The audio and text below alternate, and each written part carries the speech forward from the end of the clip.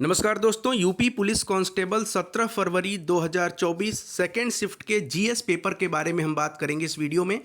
और एक एक प्रश्न जो आए हैं उनका सॉल्यूशन क्या होगा, आंसर की क्या है, इसके बारे में डिस्कस करेंगे। तो चलिए शुरुआत करते हैं प्रश्न संख्या 1 से। पहला प्रश्न है, गोदान के लेखक का नाम क्या है? करेक्ट आंसर होगा मुंशी प्रेमचंद। आप सबको पता होना चाहिए, बहुत ही आसान प्रश्न था ये।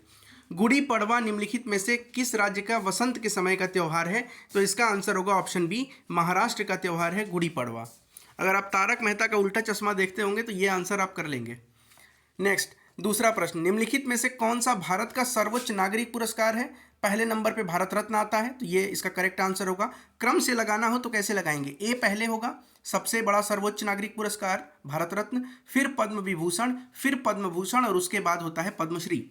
आगे बढ़ते हैं। दशकीय जनगणना कराने की जिम्मेदारी निम्नलिखित में से किस मंत्रालय पर है? करेक्ट आंसर होगा गृह मंत्रालय। इसके पहले पूछा था कि जनगणना का सर्वोच्च अधिकारी कौन है।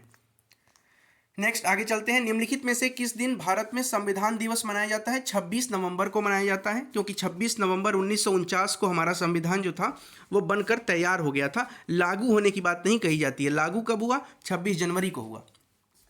राष्ट्रीय मानवाधिकार आयोग का मुख्यालय नई दिल्ली में है। उसके बाद अगला प्रश्न, निम्नलिखित में से किसमें लैक्टिक एसिड होता है? लैक्टिक एसिड, इसका करेक्ट आंसर जो होगा दोस्तों वो होगा ऑप्शन ए, दही।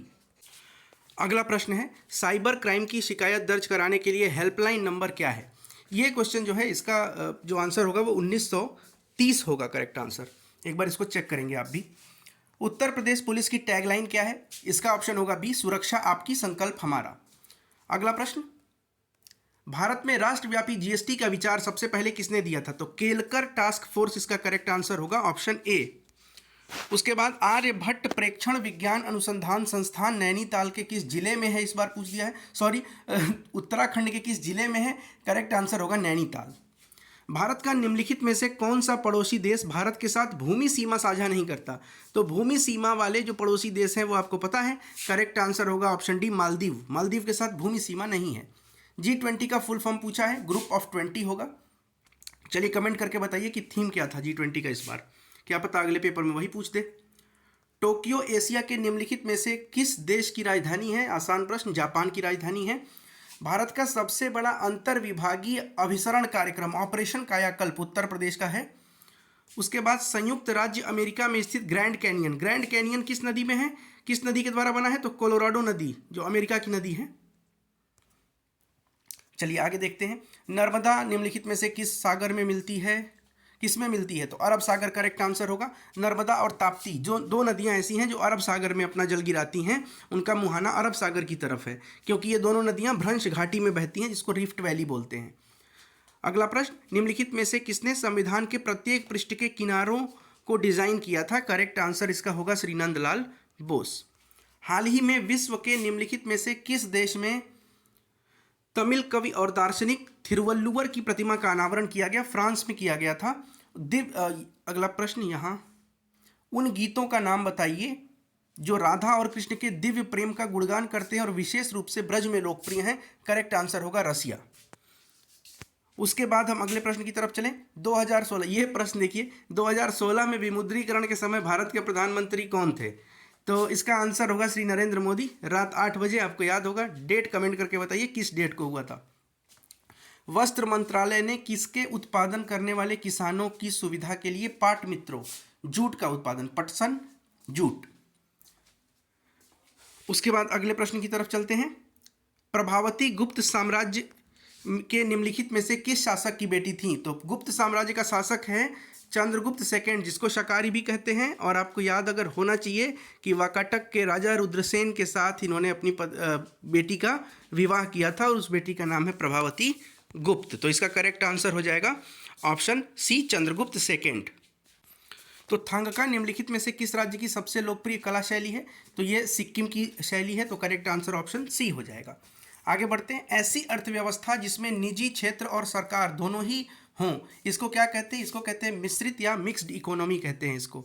निम्नलिखित में से किस एप्लीकेशन का उद्देश्य नागरिक के डिजिटल दस्तावेज वॉलेट में प्रामाणिक डिजिटल दस्तावेजों तक पहुंच प्रदान करके नागरिकों का डिजिटल सशक्तिकरण करना है? करेक्ट आंसर होगा digi locker, option number B. भारतीय राष्ट्रीय आंदोलन की निम्नलिखित में से किस घटना के बाद रविंद्रनाथ टैगोर ने नाइटहुड की उपाधि का त्याग किया था? जलियांवाला बाग। हाल ही में उत्तर प्रदेश के निम्नलिखित में से किस जिले में प्रथम पूर्ण बालिका सैनिक स्कूल का उद्घाटन किया गया? मथुरा में किया गया।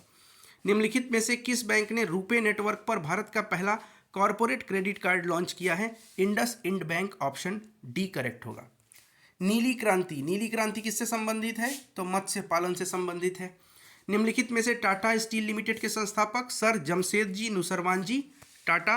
Option B. उत्तर प्रदेश राजस्व संहिता 2006 के अनुसार राज्य सरकार प्रत्येक जिले में कितने कलेक्टर नियुक्त करेगी? देखिए, ये प्रश्न जो है, अगर आप यूपी राजस्व संहिता के बारे में जानते हैं तब तो ठीक है, नहीं तो कॉमन सेंस से भी कर सकते हैं कि जिला में एक ही कलेक्टर होना चाहिए, तो एक होगा इसका आंसर। उसके बाद निम्नलिखित में से कौन सी एक व्यापक और दूरदर्शी पहल है जिसका उद्देश्य उत्तर प्रदेश राज्य की महिलाओं की सुरक्षा है? तो मिशन शक्ति बहुत जोर शोर से चल रहा था, कई फेज हो चुके हैं इसके। वर्तमान में उत्तर प्रदेश उच्च न्यायालय इलाहाबाद उच्च न्यायालय में न्यायाधीशों की स्वीकृत संख्या कितनी है? करेक्ट आंसर हो जाएगा ऑप्शन सी 160। भारत की स्वतंत्रता के बाद उत्तर प्रदेश के पहले मुख्यमंत्री कौन थे? श्री गोविंद बल्लभ पंत।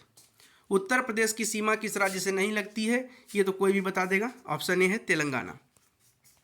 नेक्स्ट, यायात्सो भारत के निम्नलिखित में से किस राज्य या केंद्र शासित प्रदेश में स्थित पहला जैव विविधता विरासत स्थल है? लद्दाख। Correct answer. दक्षिण भारत की सबसे ऊंची चोटी अनामुडी, इनमें से जो सबसे चुन सकते हैं आप, उसको आप चुनेंगे तो नीलगिरी चुनेंगे। उसके बाद अब शुरू हो गया है हिंदी का प्रश्न। हिंदी हम एक अलग वीडियो में करेंगे। बहुत बहुत धन्यवाद। अगर आपको ये PDF चाहिए तो टेलीग्राम चैनल से जुड़े।